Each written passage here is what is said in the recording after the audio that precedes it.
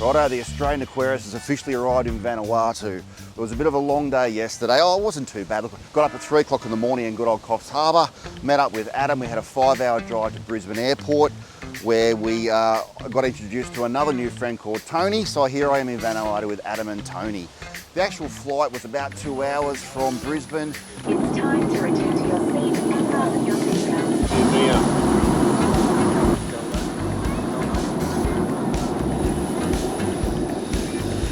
We're here, gentlemen.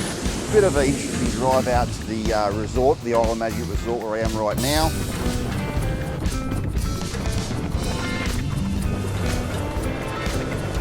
Stopped the course for some groceries and a bit of refreshment.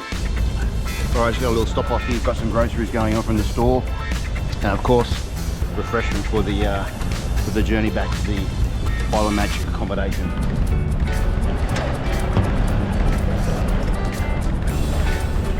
So it seems I've been put in charge of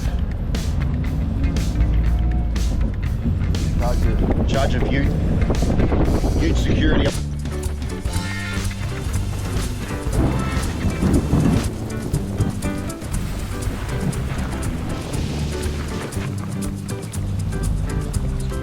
This is a bit of a crazy ride. Last springtime, Port Vila, which is the capital of Vanuatu, experienced some earthquakes which, let's just say, it messed it around a little bit, and the capital, Port Vila, is still recovering a fair bit. Isle of Magic, baby. It's a bit flashing, I thought. It's about 18 little bungalows just on the actual beach side here. We've got a nice little resort restaurant over there and a swimming pool, although I don't know why you need a swimming pool when you have the coral reef right there. And they're actually really tidy little bungalows. Bungalow tour. Bungalow tour. Here we go. Here we have our lounge room. Good-looking men in the background. Well, on the bed looking ads. Big tone ads in the kitchen. Dining room. Laundry. The big boys over here get these 2 single beds. They get to pretend they're shacking up for the evening. And the Australian Aquarius gets the master bedroom with, of course, the ensuite. Nice. Not a bad little bungalow. Quite happy. Jeez. Really, really comfortable. Really nice grounds. And was presented by a late afternoon, fairly choppy conditions in the water. We did manage to get a bit of a swim in. I didn't take the camera under because I just wanted to check out what was actually in there. It was a really humbling experience to get back into a reef. Managed to polish off half a bottle of whiskey in one night. Gary, if you're out there, mate, I've done something silly. Half a bottle of Gentleman's Jack last night. Cheers. What's going on? Oh, fuck. God, I was feeling sick. Feeling absolutely nauseous. And we've met with a fairly rough condition of the water now. But rest assured, I'm going to show you plenty of footage of what's underneath the reef, which is literally right here by the resort. It's absolutely amazing. There's going to be some low tide walking going on. There's going to be some nighttime spotlighting, and hopefully plenty of aquarium inspiration for you just underneath that water there. Right, time to go for a snorkel. Wouldn't normally be wearing a wetsuit. The water here is actually pretty warm, but I do need to wear my weight belts. Without my weight belts, I'm not going to be able to get you guys down to check out the coral properly. And weight belts without a wetsuit means I get stuck down there and find it very hard to get back up again. So I need that sort of buoyancy of the wetsuit and the weight of the weight belts to get down, stay down for at least a reasonable amount of time. This could prove to be a little bit tricky. The water here wasn't quite this much swell yesterday, and it's very, very slippery, but let's see how we go getting in here without any major stuff-ups. It looks like an absolute dick when you're going in backwards, but it's better going in backwards than actually falling arse over tit on some acropora. So here we go. Righto, here goes.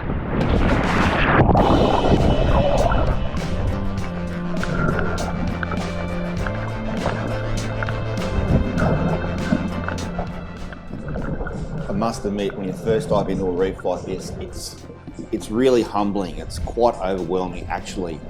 But from a seasoned snorkeling perspective, the first thing I like to do is try and get my bearings. I like to find out just how deep it is, find out if I can stand up anywhere, if I'm going to be swimming the entire time, if there's any sandy areas. In this case here, this reef is a rocky shoreline reef. There is no sand and it's about 6 meters deep. This little jetty right here. No sand, probably about 6 meters deep. The other thing you'll notice is exactly how dense the coral cover is, and also the kind of coral community that we have here. It's very much a stony coral or a small polyp stony coral dominated reef with a lot of the leather soft corals. What you'll notice is that actually up in the shoreline here there's a bit of a small reef flat. The reef flat extends out probably only about half a metre of water, plenty of aquaphora there, and then there's actually a bit of a drop down. Yesterday there was plenty of clown tanks actually enjoying that reef flat. I'll have a go, I'll show you.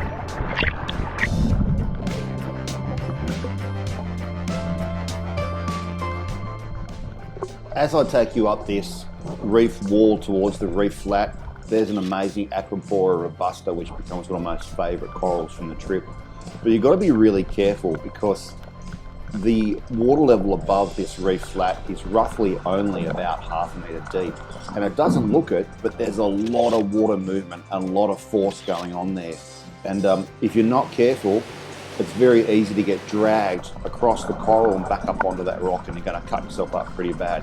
There's another fantastic Aquaphora robusta, or robusta, depends on where you're from. What also impressed me a lot is how the formation of the coral growth in these areas is changed and adapted to the strong water movement. They're a lot lower growing, and here's a Montipora. How amazing was it to see a Montipora in such shallow water? Well, I was amazed, but in actual fact it became a lot more common than what I first anticipated. You can see that jerkiness here. I've actually got the GoPro camera on full image stabilization, and that's just how much the water is actually moving me around. I thought that coral just there, that pink one with the pink tips, is actually a millipora, but I actually think it's an Aquaphora digitifera, alongside a couple of my other favourite corals. We've got that real corncob style Aquaphora monticulosa. There's some amazing colours of those in the trip. Our cat's paw, Postlepora eduxi, and over on the ledge, of course, a green with white to pink tip, Aquaphora robusta. This coral was really common in the area. Its growth form changed dramatically depending on how deep it was found. And you can actually see here I'm actually having to grab hold of the rock to stay in place to stabilise myself. There's that robusta and a small eduxi. Heading back up the reef again, you can just see how those soft corals integrate. That was a lobophyton, integrate with the hard stony corals. One of the things, there's a lovely monticulosa, one of the things that was really stand out to me was how attractive the actual coralline covered live rock or dead coral skeletons also were. You can just see the water movement there. Water movement and the swell created the slight reduction in visibility, and of course that created a little bit of a problem with the recording. Nice moorish idol. Just on the top right hand side of this film, you're going to see a pair of the long-nosed filefish, the harlequin filefish. There's some of the beautiful looking live rock. Nice chevron butterfly, and there's our pair of filefish. You know I love my soft corals. There's a brilliant standard sarcophyte down there. We all know about the Fiji yellows, but they're not just from Fiji. There's some amazing yellow sarcophytes. Let's go have a look.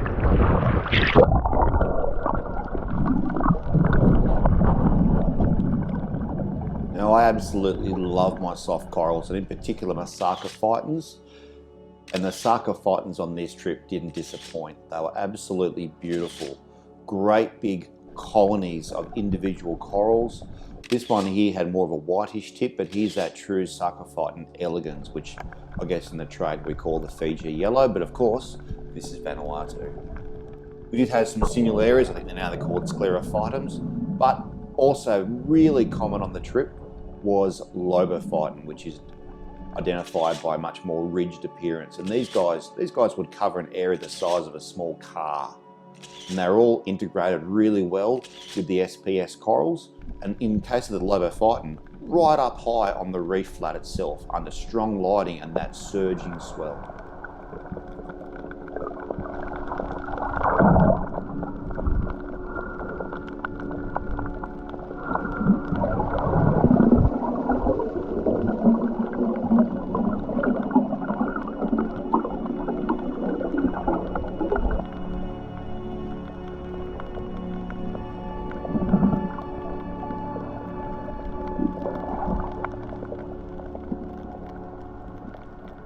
I'm looking back at this footage, one of the things that actually impresses me is how intricate the actual substrate or the floor of this reef is. And really, if you are going to come to a reef like this, you must be a proficient swimmer. You won't be able to stand up, and you have to be able to get down deep to appreciate what's going on with the actual coral and the fish life. So here I'm about probably 4 meters down underwater. And what's really important is to know what's going on with your fins, because you do not want to be kicking corals and breaking them with the fins behind you, and particularly so if you dive down and hold onto a rock. It's important to identify a bare, well, kind of a bare live rock area to hold onto, which is clear behind, so you won't damage the coral with your fins. This spot's amazing. I think this is Acropora muricata, which is the staghorn coral, and over behind it were these great big stands of what I think is Acropora hyacinthus. These guys were about the size of a car. Check that out. And there was like a whole bustling community of fish living right amongst those plates of the Acropora, and then of course starting across into the actual muricata.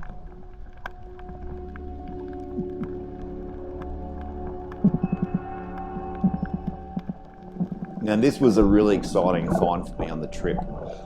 You should all know by now that blue-green chromis and anthias are not schooling fish. They're shoaling fish, so they're even aggregations on the reef. However, this is a true schooling fish species, and one which I intend to include in Palau Reef back home. We've got two species of fusiliers here. One which is the neon fusilier, which is the blue with the bright yellow, and the second is the double line fusilier, or the diagramma as I like to call it, which is that pale blue, the horizontal lines and those lovely splashes down through the tail tips. I think that'd make a fantastic schooling fish for my Palau Reef tank back home.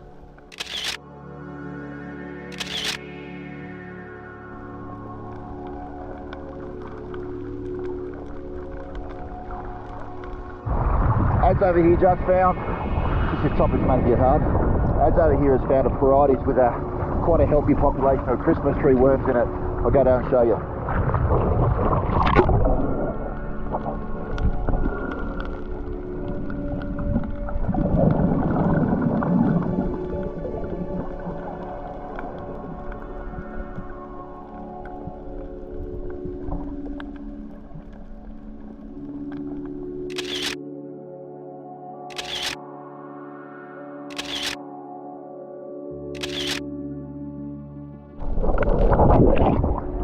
Hang on mate, there's a big boulder, big variety boulder here with some tridactylon clams burrow into it. I don't know if they're a Crocea, I'm assuming they're a Crocea clam. I'll take it out and show you.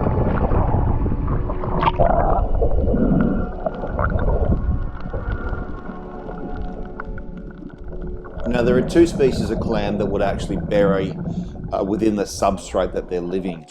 The first is Crocea, Tridacna crocea, and the second would be Tridacna maxima. But the Crocea tends to actually bury itself deeply within the substrate, so it's flush with the surface, whereas the maximas can either be living free or they might live in a more shallow indent on the actual substrate itself. It's interesting, there's actually a big variety down here and a lot of bite marks in it, which looks like something's been having a crack at all the Christmas tree worm. I'll go and show you. Interestingly enough, I was trying to think what would actually cause these marks, and I realised they actually are tooth marks, specifically where a Christmas tree worm used to be. I thought at first it might have been a parrotfish, but no, I think this is actually a predator specifically on those Christmas tree worms. It's hard to say what kind of fish would do this. That could be actually a pufferfish, or it could have even been something like some sort of a large wrasse. I pointed out this Acropora, this pink coloured Acropora up here. I thought at the time it might have been an Acropora millipora, but I actually think now it might be an Acropora digitifera. If you do know the difference, please let me know. Some beautiful sarcophytes up there higher on the reef structure, and of course some Acropora hyacinthus, which was really common in the area. You can just see the large expanses of the hyacinthus. There's a great big dead hyacinthus there in the middle, which is allowing other corals to actually colonise on top. Just over in the middle of that water column, you can see a group of fish which is a yellow tone to it. It's actually a species of mid-water schooling goatfish, which has a very similar coloration to the two blue line snapper species, the Casmera or the Quinquilineatus. And often, sometimes, you'll actually find those goatfish schooling with those snapper species. There's a beautiful Poecilopora eduxi. These Poecilopora eduxi, they were everywhere, and they had stacks of different colours. Some were hot pink, some were green. In this case, we've got a yellow one.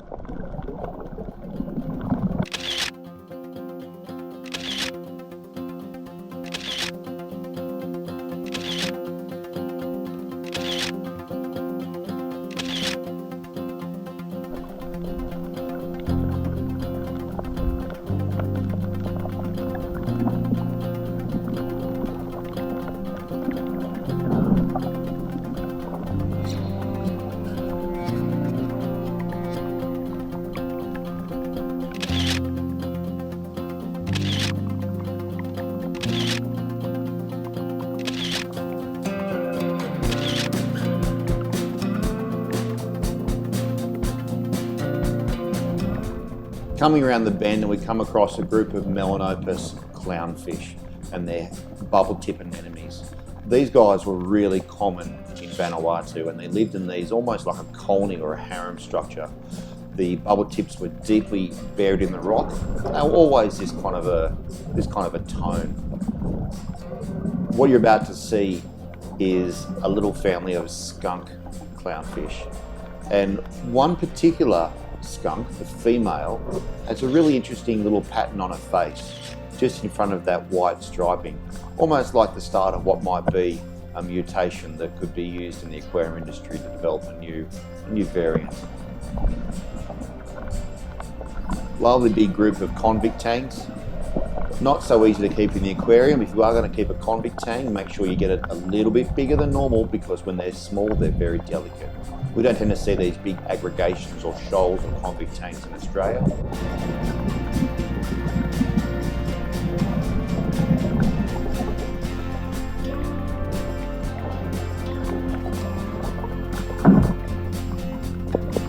Beautiful pink Poecilopora eduxi. That's looking back up the reef wall towards the reef flat. You can see here how compressed the coral growth is just from that wave action. Scopas tangs very common in the area. The hardwood tangs were always high up in the water column. And again, a nice hyacinthus colony. There's a monticulosa, Acropora monticulosa. Really that real nuggety corncob style Acropora. A brown robusta, Acropora robusta.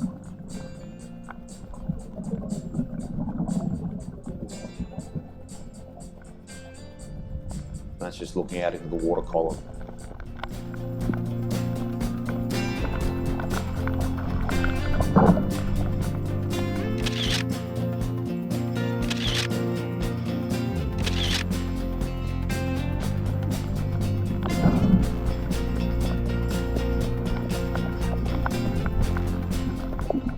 Just spotted my favourite coral of the dive, and that is a bright purple Acropora monticulosa growing on the edge there. Isn't that glorious?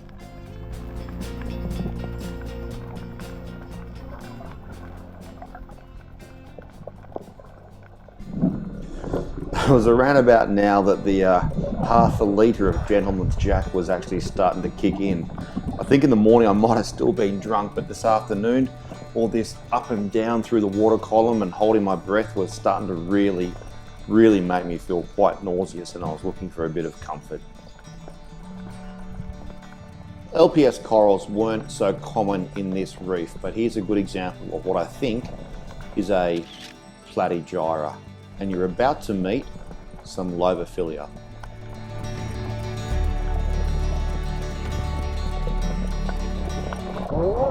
Right? Lobophilia. That's Lobophilia over there. This is Pachycepta.